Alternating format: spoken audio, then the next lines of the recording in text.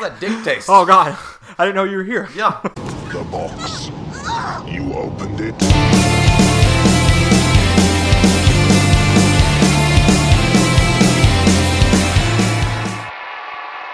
You're sucking that dick.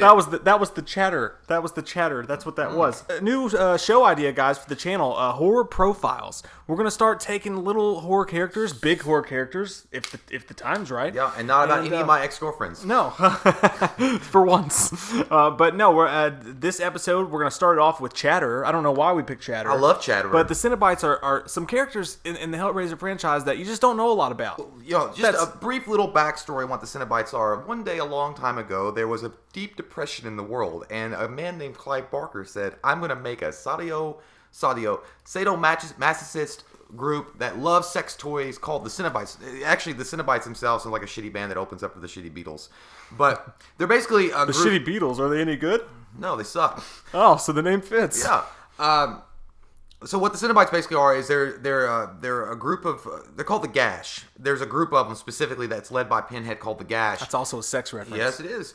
The Leviathan is one of the leaders of a realm of hell, and he selects specific individuals to be a part of the Cenobite army. And again, what these things are is literally a part of Hell's army. They're fucked up, they're nasty, they're deformed in some way, tortured, and they come after you open the box, the merchant box, and take you back to hell to explore the exquisite pan of torture and nipple tassels. Ooh. And again, the most prominent of the group, or the Cenobites, is the Gash group, again led by Pinhead. And in this group, the original Gash was Pinhead, Chatterer, Butterball, and female Cenobite, or just the female. Later on, Pinhead added... My fitness consigliere, Michelle. ...focus on the Chatterer. Yeah. Now, that's just a brief story of the Cenobite. If you guys want to read more about it, you can definitely do that. Right, and the actual meaning of Cenobite means a member of the communal religious order, which makes sense for, all the nasty shit that they do. Okay, I only did that one weekend. But Clive Barker actually got the idea for the way they look using, like, old punk fashion, like punk fashion mixed with Catholicism. Catholicism, if that's a word. And he got the idea from visits he took to S&M clubs in New York City and Amsterdam. And they just had the Sex Pistols playing, so he's like, it makes sense. And they're all governed by Abbott. Abbott? Kingfish. And Costello. I heard you could talk to fish. Oh. So, yeah, that's what Cenobites are. And what we're talking about today is the Cenobite Chatter, who's actually, he's almost the enforcer of the group. Like, he's the one that is meant to actually physically grab and fuck shit up. He's the Mark Wahlberg of the Funky Bunch. Yeah, but he can breathe.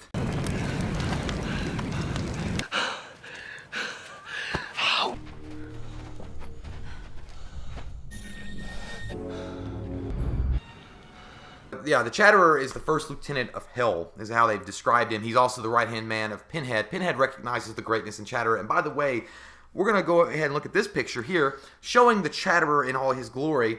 The teeth exposed with some barbed wire, eyes burned shut, just a visage of nastiness, much like some of the patients that come to the pharmacy that I work with looking for their pittance, their gabapentin, and they just do this same chattering bullshit. You don't hear any words, you just hear like gabapentin, gabapentin, gabapentin, gabapentin.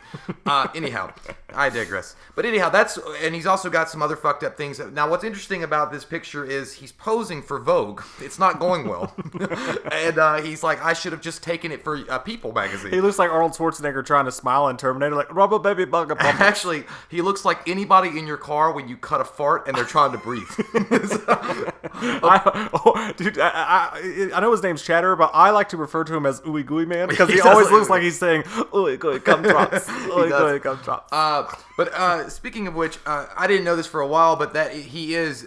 The scar tissue that's around his head is based on the history of him is burn marks. Like they've warped him and burned him so badly that's what that scar tissue is. He's got to have he's got to have the biggest collection of I don't know, Ambisol. Because his teeth are constantly exposed. He's got some nice teeth, though. Yeah. And now we've got Kirsty dealing with this. He's like, how's my fucking butt taste? Oh, man, that's gross. Chocolate-covered pretzel. And Clive Barker actually explained him, when he was trying to explain it to the guy who ended up playing him, he explained him as the family dog. Yeah, pretty much, which will come into play later when someone actually makes him a dog. It's like the Falcone in Batman Begins. I heard he begged like a dog. Fucking Falcone. He puts his fingers... That's very... No, that's like... The S&M universe, that's... Well, I think that was the scene in the movie when she's asking Pinhead to listen to her, and he's like, "No more talk." And he's like, "Yeah, you heard what he said. Put my finger in your mouth and make you gag." And he's whispering in her ears like, "Don't worry about it. He acts like this in front of everybody. Don't worry. Pinhead's a pretty good guy." But yeah, okay. Now you get more of a close up, and damn, squizzy. Boy George has let himself go. This is where I get the good gumdrops. Yeah, he is pretty nasty looking. Oh man! But again, I want you guys to take note of no eyes. Okay, that'll come into effect later on as well. Yes, and here we have a version of he's been turned into an action figure. This is again no eyes. Actually, you'll see in a lot of other movies, like people take inspiration, I think, from this. In the new Alien, I think one of them looked a lot like him with the head. There's a character in the Evil Dead show that looks a lot like him. They do look. Hey Billy, you want to go home early? Yes. Yes. You used to have a dog. Jay used to have a dog that, like, if you tickled his paw, he would make an angry face. He looked just like that. But it looked like a smile, and they would also go, ugh. Maybe it's stroking. So this is the guy who actually played him in the first two films. They were portrayed by another character in the other films, but in the first two, the main Hellraiser 1 and 2. Also, not to mention, the actor did a great job, and there's not much. I mean, the physicality is mainly what that part called for. But I also want to point out the fact that in that picture, the makeup effects are amazing. Like, I mean, as far as like it came out in I think '88. And again, this was practical effects, special makeup effects, and they did a phenomenal job. And that brings us to his actual origin story, which they never explained for the most part for a lot of the Cenobites. They don't remember who they were as people, because they were people and they were taken and they were turned, and a lot of them don't remember it. But even though an origin story is never given for the Chatterer in the movie, the only thing that's hinted at that you know is when he dies in Hellraiser 2. He's reverted back to his original form. Like a 12-year-old boy. Which is, it's a young boy who's on that post.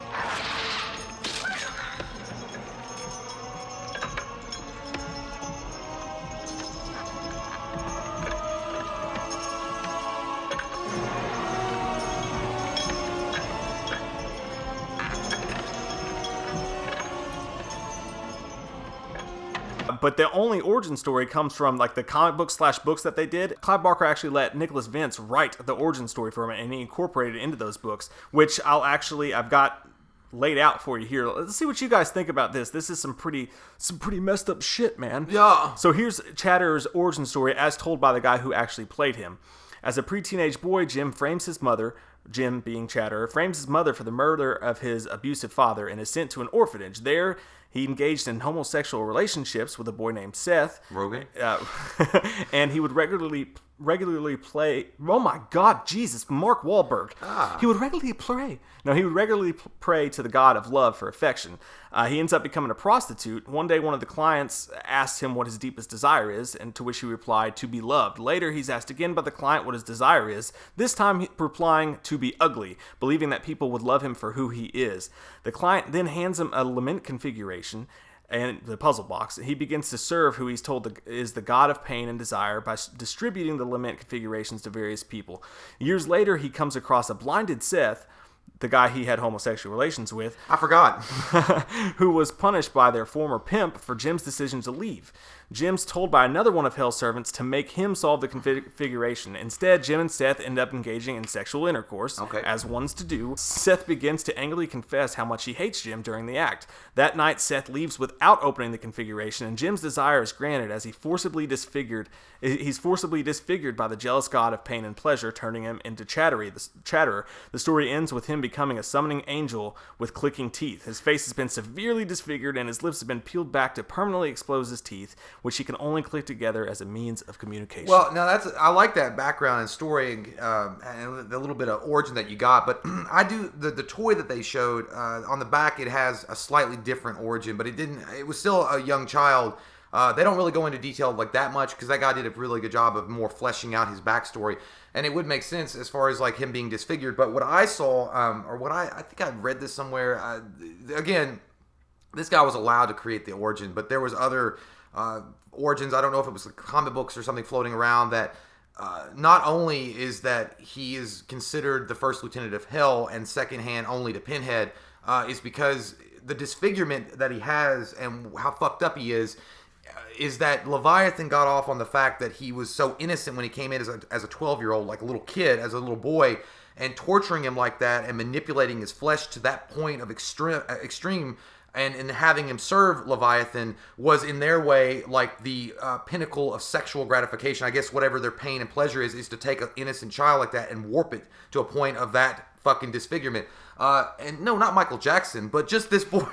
No, I love him, MJ. But no, but that was what Leviathan loved about him, specifically the Chatterer, is because it was the ultimate goal of Pinhead and the rest to reach the nirvana of pain and pleasure, and by using this innocent child, they feel like they've gotten that far. Yeah, which I imagine is a part of the reason why they do this to everybody, right? I mean, it's like it's the ultimate. They like to get fucked up, man. Yeah, but yeah, and Chatter is one of the more famous Cenobites. Cocaine's a hell of a drug. He fuck your couch. He appears in more films than any of the other Cenobites other than Pinhead. He appears in Hellraiser. He appears in Hellraiser 2, as we said before, he does die by the hand of Shenard, and he's turned back into his original boy. That's fucking Kirsty's fault for making him remember who you are. And then they die. Different versions of him, though, do appear in other films. He's in Hellraiser 1, he's in Hellraiser 2, he's in Hellraiser Hellseeker, he's in Hellraiser Deader, he's in Hellraiser Hellworld, and Hellraiser Judgment. Now, he is himself in Hellraiser Judgment, but in the other films, he's taken a slightly different... Well, the thing about the Chatterer, which I was going to talk about where he had no eyes, in the second one, if you'll notice, he has eyes, and that's because Hell decided that he was such a good soldier, they rewarded him by giving him his eyes back. And that's why he looked like that. But the actual Chatterer died in Hellraiser 2. The original Chatterer, the 12-year-old boy or whatever, he died. Everything else after that, because Pinhead knew how good of a soldier he was in honor of him. They kept pumping out these other creatures that resembled him. Here's one that's the Beast.